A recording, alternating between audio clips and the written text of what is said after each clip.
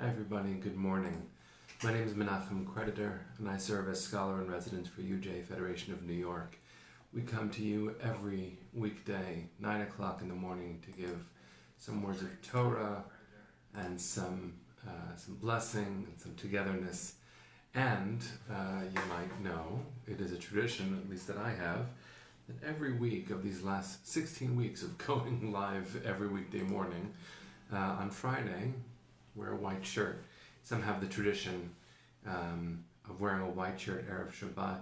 Some of us grew up doing that at different camps that we might have gone to. So it's good to see you all. Fern and Merm, that was good alliteration. Hi Linda, hi Kim, hi Diane. So anyway, who knows, maybe you're wearing a white shirt out there too. It's a lovely tradition, lovely way to bring in Shabbat, just in the spirit of awareness.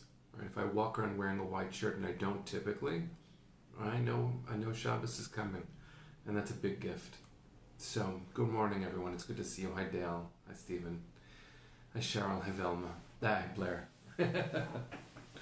Alright, let's begin with a blessing for learning, do a little bit of Torah study, and then get ready for a good day.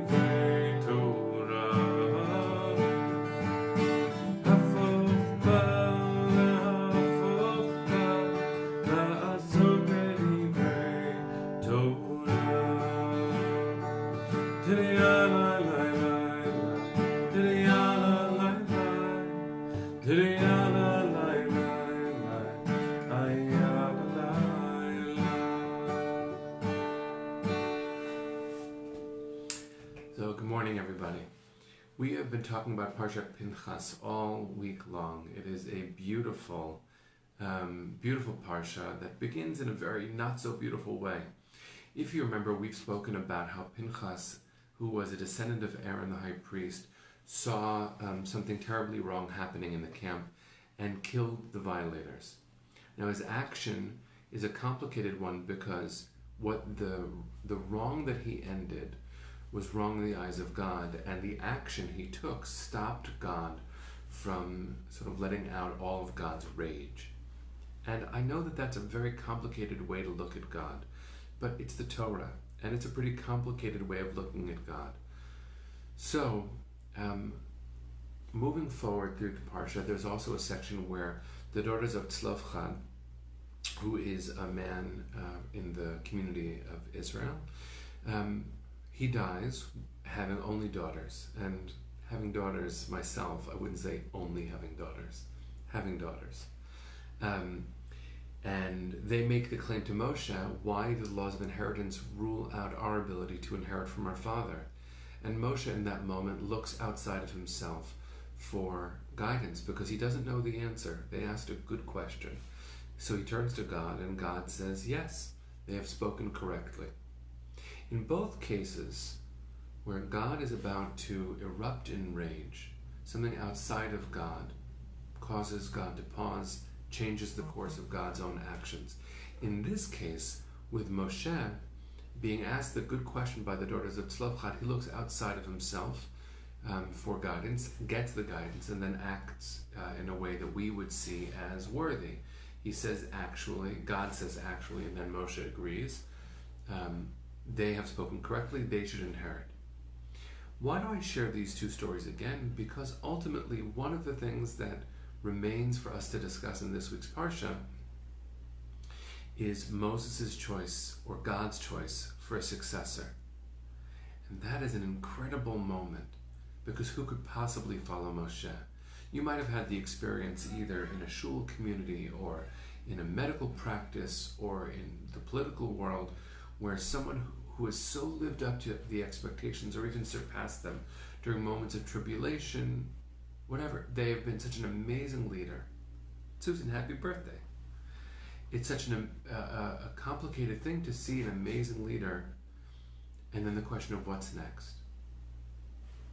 Those are big, big issues. If you've ever served on a transition team or on a search committee, it is an incredible and hard thing to do, to find the successor for someone who did a good job, or maybe even did a spectacular job, or maybe even was Moshe Rabbeinu, was Moses, our rabbi, our teacher. So what I wanted to share was the way Moses articulated his desire for God to choose a specific kind of leader. So in our Parsha, Moshe speaks to God saying, Yifkod Adonai Elohei haruchot lechol basar ish al haida. Let God, Elohei haruchot, the God of all breath, the source of all spirit, of all flesh, choose someone for the community.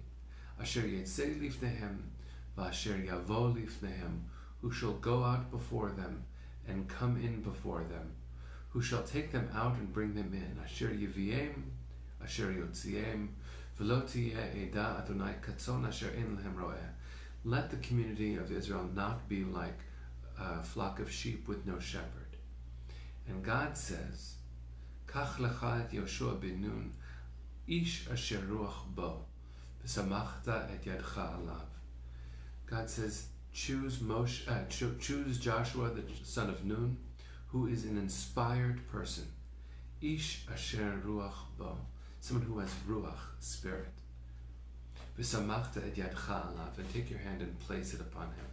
You might know the word samachta because when we confer a rabbinic title on someone, we give them smicha, literally laying of the hands. It's also the way that we bless each other or our children. But the visceral act of placing your hand on someone, either on their head, on their shoulder, in the most intimate of ways on their heart, when we offer the gift of touch, we transfer something of ourselves. Now, what I wanted to say was not only about that, even though that is such a beautiful action, to touch someone, to give them that kind of gentle transference of power. It's also the way that Moshe asked for God, who is Elohei HaRuchot, the God of all Ruach, to choose someone, and God looked and saw Yehoshua ben Nun, Joshua the son of Nun, Ish Asher Ruach Bo, who had Ruach. God, the source of Ruach, let us find leaders who have Ruach, who have spirit, gentle spirit. And what I wanted to share, not because it's a direct textual connection, but because the word is reminiscent of one of the most powerful teachings we know. The prophet Zechariah is much later in the Hebrew Bible. He has a vision of a menorah with wicks and light, and he doesn't know what it means. So the angel who speaks with Zechariah says, I'll tell you what it means. This is the word of God to Zerubbabel, says the angel. This is chapter 4 of Zechariah, if you want to look it up.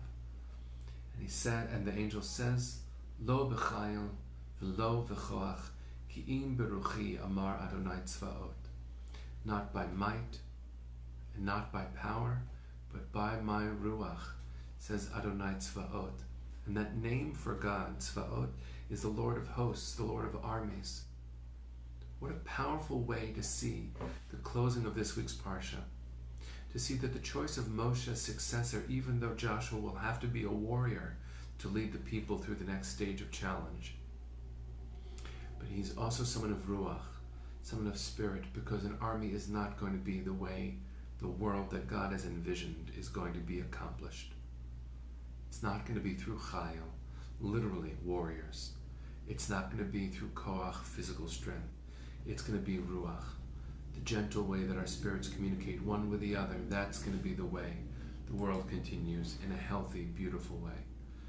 So I want to give us that blessing. Number one, we should know that even if we aren't physically together, smicha is possible, because it also means to lean on each other. We are here for each other. What a gift it is to have each other every morning.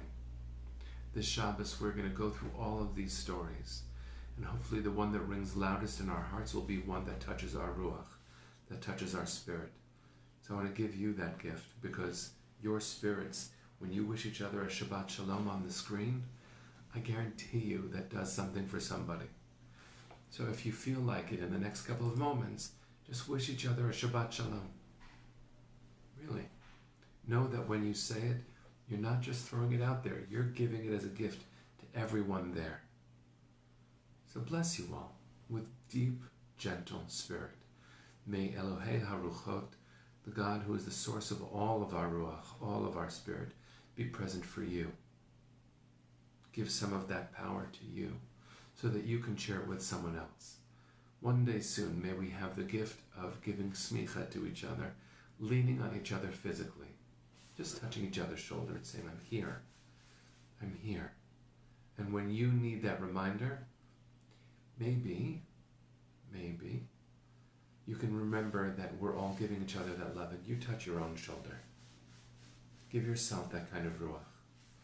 There's a kind of spiritual transference that can offer. And I mean to offer it to you too. May we be blessed by Elohei HaRuchot, the God of all spirit. Let's sing our way into Shabbos, everyone. And if you'd like to join us again later today, I think it's at 2 o'clock. You can make sure by checking our Facebook page. We're going to bring together some wonderful rabbis and singers from our New York Jewish community to wish each other a Shabbat Shalom. So join us again later today, and I'll see you on Monday.